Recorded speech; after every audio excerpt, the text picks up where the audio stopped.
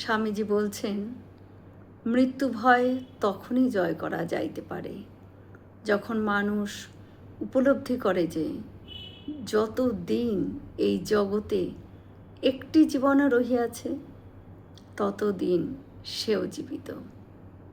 এরূপ উপলব্ধি হইলে মানুষ বলিতে পারে, আমি সকল বস্তুতে সকল দেহে বর্তমান, সকল জীবের মধ্যে বর্তমান।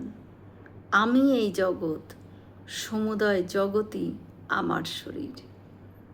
যতদিন একটি পরমাণু রহিয়াছে ততদিন আমার মৃত্যুর সম্ভাবনা কি? এইভাবে মানুষ নির্ভীক অবস্থায় উপনীত হয়।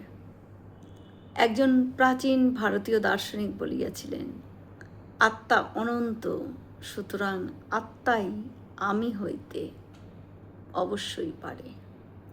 অনন্তকে ভাগ করা যাইতে পারে না, অনন্তকে খণ্ড খণ্ড করা যাইতে পারে না।